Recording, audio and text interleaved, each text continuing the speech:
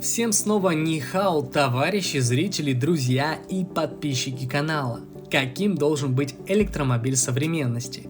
Конечно же, быстрым, легко заряжаемым, с большим аккумулятором и недорогой, самое главное.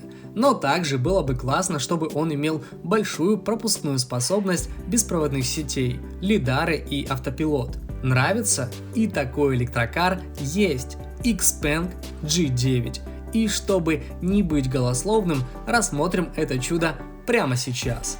И да, если досмотрите обзор до конца и поставите лайк, с меня анекдот.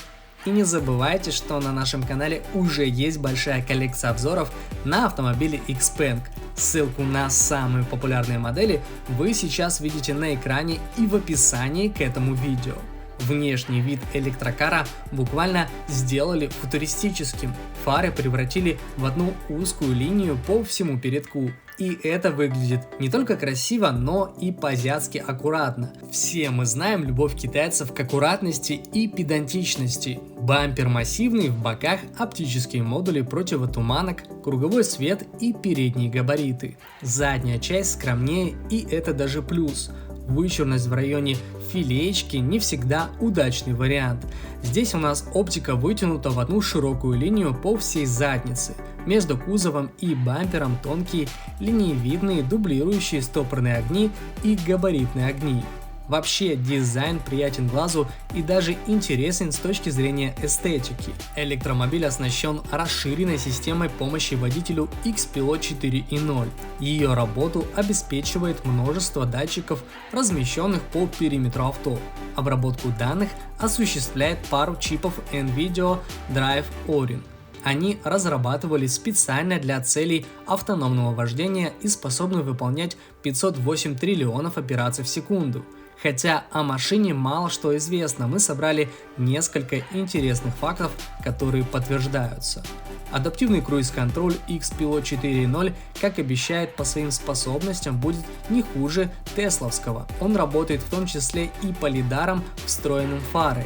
Они сканируют пространство вокруг машины и создают его трехмерную карту, по которой потом ориентируется электроника. О емкости батареи и запасе хода производитель пока не сообщал, зато раскрыл, что машина станет поддерживать зарядку на мощных 800-вольтовых станциях. За 5 минут они пополнят аккумуляторы энергии на 200 км хода. Медиасистема XPeng G9 обновляется по воздуху и не требует каких-либо действий от владельца. Электроника сама незаметно скачает свежее программное обеспечение, используя отдельные ячейки памяти, и перезагрузится в период стоянки автомобиля. Сообщается, что модель изначально спроектирована с прицелом на экспорт. Седан XPeng P7, к примеру, уже продается в Норвегии. Старт продаж G9 в Китае состоится в этом году, а позже новинка появится в Европе. Ранее был рассекречен интерьер кроссовера. Здесь можно увидеть блок из двух экранов.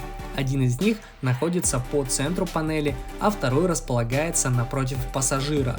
Это не считая цифровой комбинации приборов. Мест в салоне будет 6 либо 7. Многоуровневая иерархическая программная архитектура позволяет добавлять новые функции, в том числе обновлять ПО по воздуху через сеть 5G. Последний занимает 30 минут и не мешает нормальной работе автомобиля, так как использует специально выделенные области памяти, отдельные от рабочих. Машина дружит с зарядной системой мощностью 480 кВт. Сама XPeng и будет устанавливать такие зарядные станции в Китае. Запас хода XPeng G9 около 1000 км по циклу NIDC. Это сейчас как новый стандарт для новых электромобилей из Китая. Не менее интересна электромобильная часть. Система питания X-Power 3.0 может похвастаться первой на серийной машине. В Китае 800-вольтовой архитектурой с преобразованиями на карбиде кремния, уверяет компания.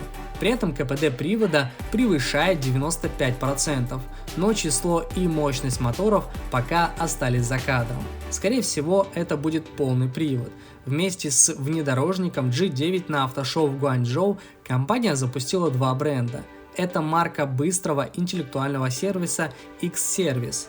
Второй бренд по продажам, интеллектуальной оценки и технической поддержки поддержанных Xpeng. Мое личное мнение, возможность за 5 минут зарядки добавить 200 км хода – это безусловно сильно. В нашем блоге есть много разных электромобилей, но этот безусловно представляется прорывом года в технологическом плане, при условии, что в серийной версии все эти параметры останутся. И конечно же, очень хотелось бы протестировать его, чтобы подробно проанализировать ходовые параметры на практике. По цене я могу смело предположить, что стоить он будет в районе 30-40 тысяч евро, так как это обусловлено различными технологическими плюшками. Кстати, анекдот в тему автотематики. Анатолий Чубайс представил очередной шедевр в Роснано. Первый российский электромобиль, на разработку которого потрачено всего офигелион рублей. Автомобиль проезжает 100 метров всего за 3 секунды. А дальше все, вилка из розетки вылетает. На этом наш обзор подошел к концу. Ждем от вас комментарии, жирный лайк и пинка в колокольчик. Не забудьте подписаться на канал. Удачи и до завтра. Также буду рад, если вы перейдете на наш канал для просмотра других роликов.